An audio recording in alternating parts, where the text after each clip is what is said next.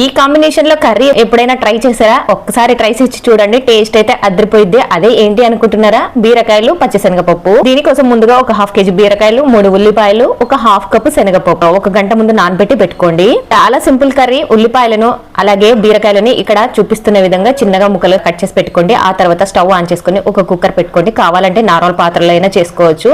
అందులో 1 table spoon oil add చేసి పోపు పెట్టుకోండి. ఆ తర్వాత కట్ చేసుకున్న ఉల్లిపాయలు, 1 టేబుల్ స్పూన్ సాల్ట్ వేసేసి 1 నిమిషం పాటు వేయించుకోవాలి. ఆ తర్వాత ఇందులో ముందుగా నానబెట్టి పెట్టుకున్న శనగపప్పు, అలాగే బీరకాయలు, 1/2 టేబుల్ స్పూన్ పసుపు, 1 టేబుల్ స్పూన్ కారము, 1.5 టేబుల్ స్పూన్ ధనియాల పొడి వేసేసి 2 నిమిషాల పాటు బాగా మగ్గించుకోండి. ఆ తర్వాత ఇందులో ఒక 1/2 గ్లాసు వాటర్ ని యాడ్ చేసుకుని మూత పెట్టేసి ఒక 2 విజిల్స్ వచ్చేంత వరకు ఉడికించుకోండి. ఇంగ్రీడియంట్స్ అన్ని కూడా ఇవే అండి, ఎక్స్ట్రా ఏమీ యాడ్ చేయాల్సిన అవసరం లేదు. చాలా సింపుల్ కర్రీ.